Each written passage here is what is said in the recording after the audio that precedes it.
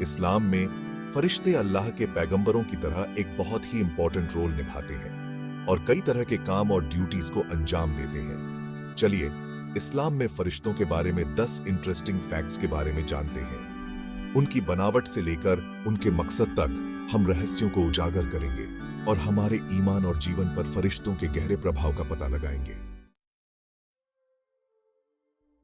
इंसानों से अलग फरिश्ते नूर नाम के प्रकाश से बनाए गए हैं।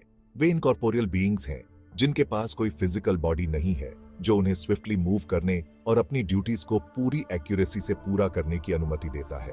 यह इथेरियल नेचर उन्हें अकल्पनीय गति से आकाश और पृथ्वी पर घूमने देती है। उनका एसेंस ही उन्हें बनाने वाली डिवाइन पावर का प्रमाण है। उनका अस्तित्व समय और स्थान की सीमाओं से बंधा नहीं है, जैसा कि हम जानते हैं। वे हमारी परसेप्शन से परे एक रेलम में मौजूद हैं, फिर भी हमारी दुनिया पर उनका प्रभाव अनडिनायबल है। फरिश्तों की असली संख्या सिर्फ अल्लाह ही जानता है, लेकिन ऐसा कहा जाता है कि वे अनगिनत हैं।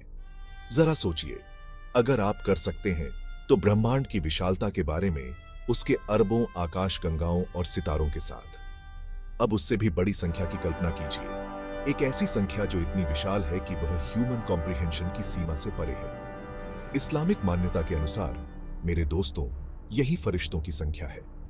इस्लामिक ग्रंथों में जिन प्रमुख फरिश्तों का उल्लेख किया गया है, उनमें से कुछ हैं जिब्रील, गैब्रियल, मिकाइल, माइकल, इसराफिल और इज़राइल। प्रत्येक एक स्पेसिफिक पर्पस के साथ सृजन के भव्य ताने बाने में निभाने के लिए एक महत्वपूर्ण भूमिका। उनके नाम समय के साथ गूंजते हैं, श्रद्धा और विस्मय में फुसफुसाते हैं। दिव्य रहस्योद्घाटन देने का काम सौंपा गया दूत जिब्रील, बारिश और जीविका भेजने के लिए जिम्मेदार प्रदाता मिकाइल, तुरही बजाने वाला इसराफिल, एक ही पृथ्वी को हिला देने वाले विस्फोट के साथ प्रलय के दिन की घोषणा करने के लिए नियत है। कर्मों को रिकॉर्ड करने, व्यक्तियों की रक्षा करने, नबियों तक रहस्योद्घाटन पहुंचाने और यहां तक कि मृत्यु के समय आत्माओं को लेने तक स्वर्गदूतों की विविध जिम्मेदारियां हैं। प्रत्येक फरिश्ता को अल्लाह के डिवाइन कमांड के अनुसार विशिष्ट कार्य सौंपे जाते हैं। सावधानी पूर्वक रिकॉर्ड कीपिंग, निरंतर सतर्कता ऐसी भूमिकाओं को पूरा करने के लिए आवश्यक अटूट आज्ञाकारिता की कल्पना करें। जिस क्षण से एक इंसान का अस्तित्व में आता है, फरिश्ते मौजूद होते हैं, उसके हर काम, हर शब्द, हर इरादे को रिकॉर्ड करते हैं। ये खगोलीय लेखक ये सुनिश्चित करते हैं कि कोई भी कार्य, चाहे कितना भी छोटा क्यों ना हो, किसी का ध्यान न जाए, कि प्रत्येक आत्मा को अपनी पसंद के लिए जवाबदेह ठहराया जाए, लेकिन उनके कर्तव्य केवल अवलोकन से कहीं आगे तक फैले हुए हैं।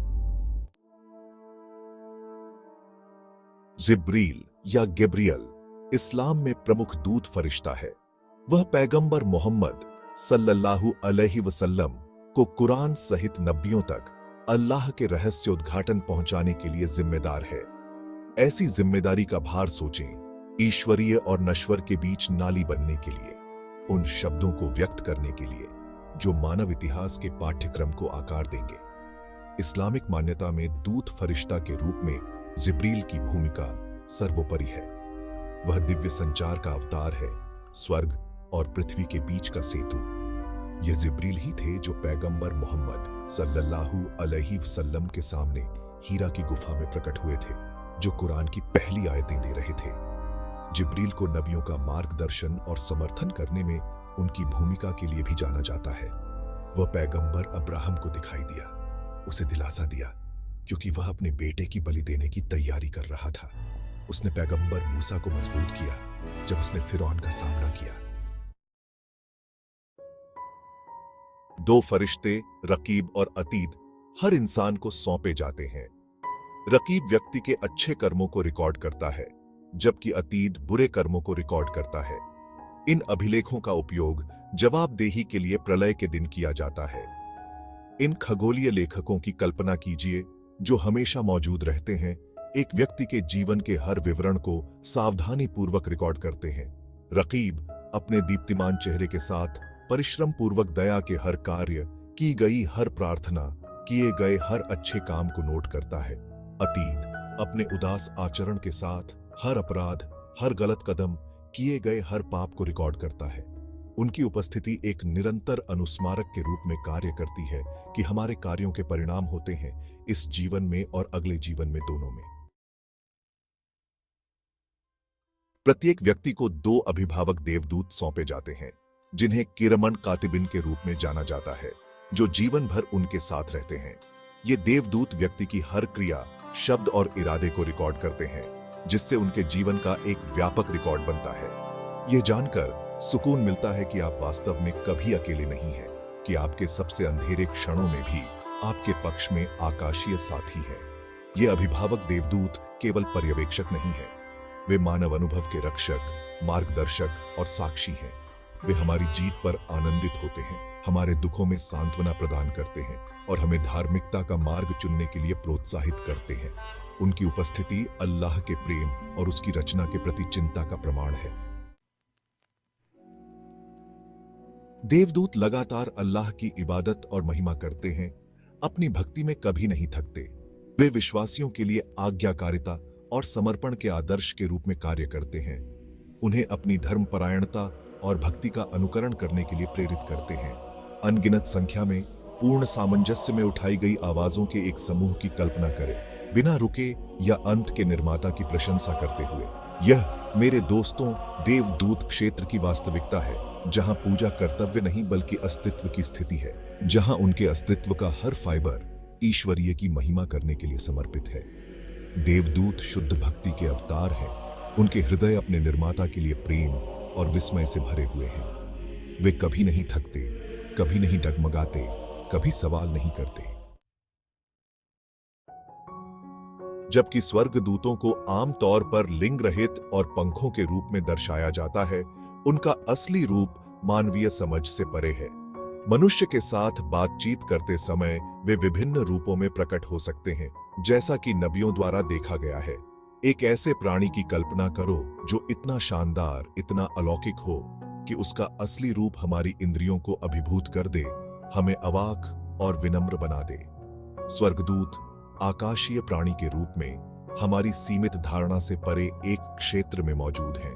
उनकी उपस्थिति को अक्सर प्रतीकात्मक शब्दों में वर्णित किया जाता है, जो मनुष्यों से परिचित कल्पना का उपयोग करके उनके अन्य दुनिया के स्वभाव को व्यक्त करते हैं। पंख अक्सर उड़ान और पारगमन से जुड़े होते हैं। स्वर्ग और पृथ्वी के बीच स्वतंत्र रूप से घूमने की उनकी क्षमता का प्रतीक है। उनके लिंग की कमी सांसारिक इच्छाओं और सीमाओं से उनके अलगाव का प्रतीक है। प्रलय के दिन स्वर्गदूत अपने कर्मों के आधार पर व्यक्तियों के लिए या उनके विरुद्ध गवाही देंगे। उनके पास सिफारिश की शक्ति नहीं है, हालांकि अल्लाह के दरबार में उनकी गवाही का बहुत महत्व है। दृश्य की कल्पना कीजिए, यदि आप करेंगे तो प्रलय का दिन, जब सारी मानवता अल्लाह के सिंहासन के सामने एकत्रित होगी। स्वर्गदूत, वे सूक्ष्म रिकॉर्ड रखने वाले, अपनी गवाही पेश करेंगे, प्रत्येक आत्मा के कर्मों का एक अनफिल्टर्ड लेखा जोखा प्रदान करेंगे। उनके शब्दों का बहुत महत्व होगा, क्योंकि उन्होंने पहली बार किए गए विकल्पों, किए गए कार्यों, हर काम के पीछे के इरादों को देखा है। इसके बाद में स्वर्गदूत विश्वासियों को स्वर्ग और अविश्वासियों को नर्क में ले जाने में महत्वपूर्ण भूमिका निभाएंगे। वे पूर्ण न्याय और दया के साथ अल्लाह के फैसले पर अमल करेंगे। आनंद और दुख दोनों के दृश्यों की कल्पना करो, क्योंकि स्वर्गदूत अटूट आज्ञाकारिता के साथ अपने कर्तव्यों का पालन करते हैं। विश्वासियों के लिए जिन्होंने अल्लाह की कृपा अर्जित की है, स्वर्गदूत उनका स्वागत करने के लिए होंगे। उनके चेहरे खुशी से चमक रहे होंगे।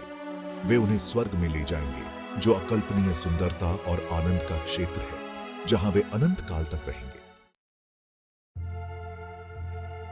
देवदूत इस्लामी धर्मशास्त्र में एक केंद्रीय स्थान रखते हैं, जो अल्लाह और उसकी रचना के बीच मध्यस्थ के रूप में कार्य करते हैं। उनकी प्रकृति और महत्व को समझने से किसी के विश्वास और अल्लाह की दिव्य व्यवस्था के लिए प्रशंसा गहरी होती है। वे हमें याद दिलाते हैं कि हम वास्तव में कभी अकेले नहीं हैं, कि हमारे कार्यों के परिणाम होते हैं और हम अपने द्वारा किए गए विकल्पों के लिए जवाबदेह हैं।